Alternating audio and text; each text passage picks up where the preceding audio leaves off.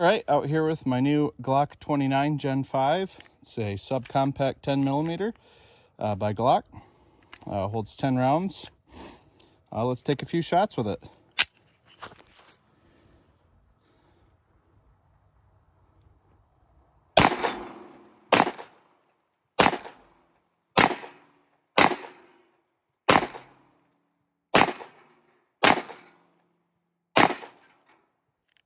Not too shabby. Ideally, this is going to probably be one of my carry options. It's a little chunky, but it shoots pretty nice. I got no complaints. I used to have a Gen 4 Glock 29, but this has quite a few upgrades that I think are worthwhile. So let me know what you guys think. All right, welcome back. As you can see, I have a new gun on the bench. This is the Glock 29 Gen 5, chambered in 10mm auto. I'm going to go over a couple of the quick specifications of this pistol. Length, 6.93 inches. Height, including the mag, is 4.53 inches. And then your mag capacity is 10 rounds, and your barrel length is 3.78 inches. So it's a shorter barrel for a 10mm. I have found, because I used to have a Gen 4, which I ended up unfortunately trading in way back when. But I do have a little bit of an introspective in terms of, kind of the differences here, what the upgrades are. Very similar to the Glock 30 Gen 5. In terms of Gen 5 upgrades, I mean, you get a lot of them, but there's no MOS variant of this, at least not now. And I mean, I think has a few less changes generally, but we'll get into that. I'm gonna show the box real quick. Standard, messed my camera up there. Standard box, Glock box. You do get 2 back straps with it, little push pin, and the extra pin for going ahead and putting these on. Then you get 3 magazines with the gun and standard mag loader. That's pretty much it. So what are we talking about here today? So, as I said before, I had a Gen 4 Glock 29. I ended up selling it. I really enjoyed it. It shot really nice, and honestly, compared to the Glock 40 long slide, I shot it a heck of a lot better for whatever purpose or reason. I don't know if the shorter barrel had less recoil. I don't know if it was just more balanced with the shorter slide or whatnot. But generally, I mean, this is more of the same. So you do get your standard Gen 5 upgrades, like the no knob here on the grip. So you get a nice flat grip face here. You do have a little bit of a mag lip here, but it is not flared, so to speak, like the other Gen 5s. It's pretty much just a straight deal there. So that's just something to note, that you're not getting a flared mag well on these. You get your regular pin, more simplified design. You get your front serrations. They've always had this bull nose on the front here. Ambi controls. And that's pretty much, I mean, by and large, the big deal of it. So, like I said, I sold the Gen 4.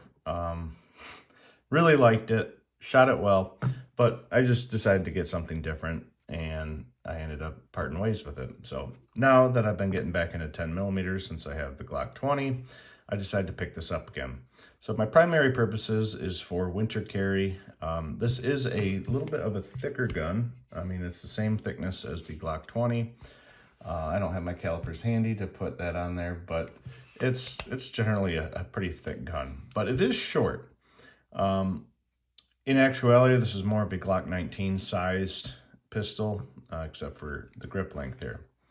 So it's really a very compact 10. It's built well. It's got all the standard Glock features, and it has the 10mm power capacity in it. So besides that, I mean, it's a pretty straight up cool gun. I mean, obviously 29s can take the Glock 20 mags, which are 15 rounds. And you can get a grip on there.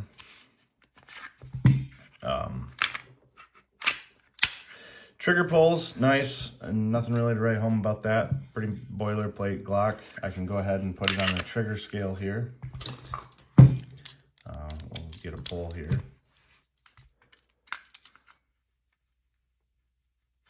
Oh.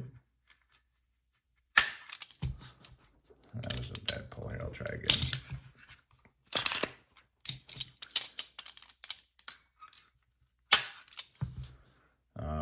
Just under 5 pounds. So not too shabby. That's actually a really nice light trigger pull in terms of standard Glocks. But yeah, it's a really nice, neat pistol. I've shot probably a little over 150 rounds to this so far. You know, don't shoot the messenger here. 10 mil is expensive, so I got to get my reloading stuff set back up in my new house. But it's definitely a lot of fun, and it does hit that niche of being a concealed carryable 10 millimeter. And the fact that it shares a similar platform to the Glock 20 is very convenient for me since I've gotten back into the Glock 20. So really, it just has a lot to offer in it. It's comfy. It's heavy, but it's not like it's overly heavy. You want a decent amount of heft if you're going to be firing 10 mil out of such a small gun.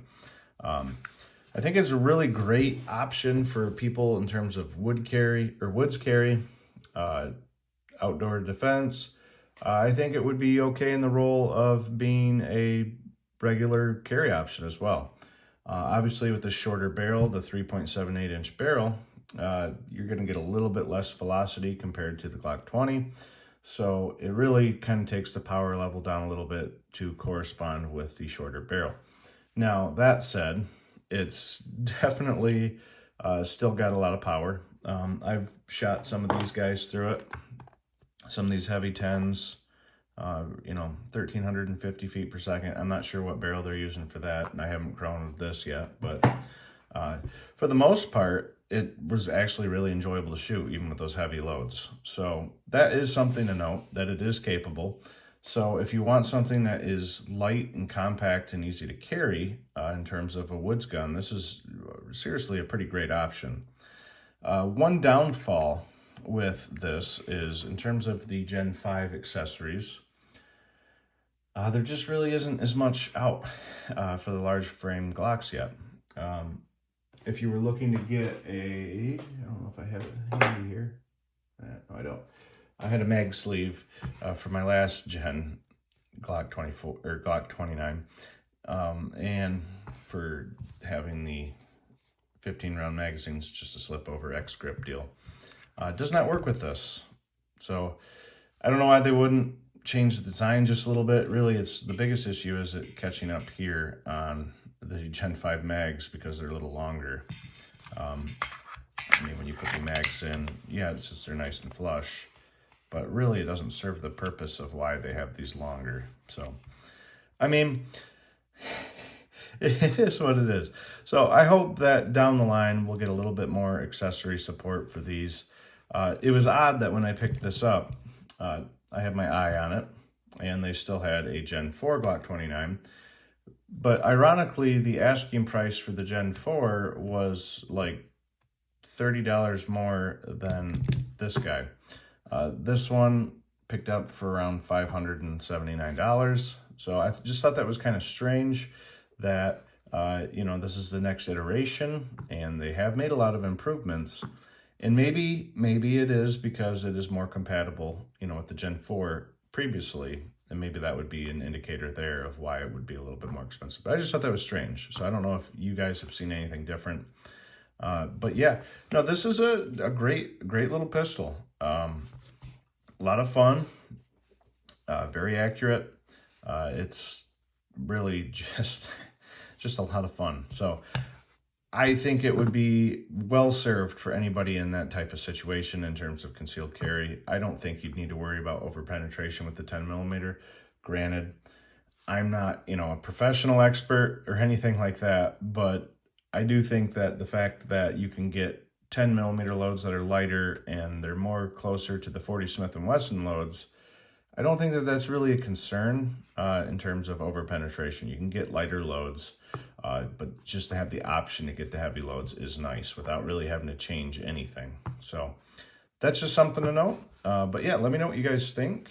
Yeah, I'm really digging it so far, and I'll be sure to give you any updates if anything goes haywire in the future. But so far, it's been pretty good, and I definitely recommend it.